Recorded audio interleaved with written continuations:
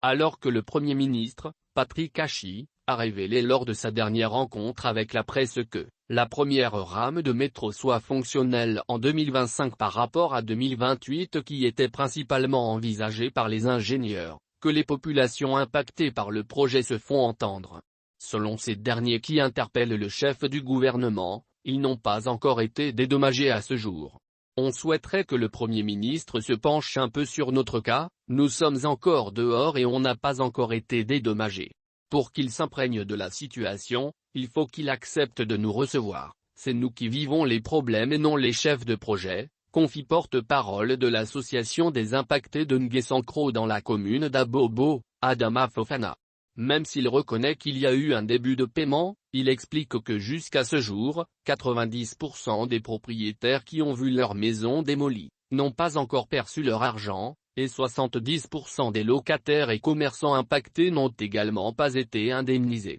Ce qui est dramatique, c'est qu'il y a eu un début de paiement, mais les paiements se font à compte-gouttes et souvent, on appelle des gens qui ne sont pas connus de nous, déplore-t-il. Nous apprenons que ce sont au total 10 100 personnes qui sont impactées par le projet du métro d'Abidjan, reliant Anyama à Grand Bassam. Le projet de la ligne 1 du métro d'Abidjan est un projet de service de transport public de voyageurs qui vient en complément des services de transport existants qui n'arrivent pas à satisfaire, à l'heure actuelle, tant sur le plan qualitatif que quantitatif, la forte expression de la demande de transport entre les différentes communes composant le district autonome d'Abidjan, en particulier le long de l'axe nord-sud. La ligne 1 du métro d'Abidjan vise à améliorer la mobilité, la fluidité du trafic urbain et la qualité de vie par le développement de transports en commun, augmenter qualitativement et quantitativement l'offre de transport collectif à Abidjan, en particulier sur l'axe nord-sud,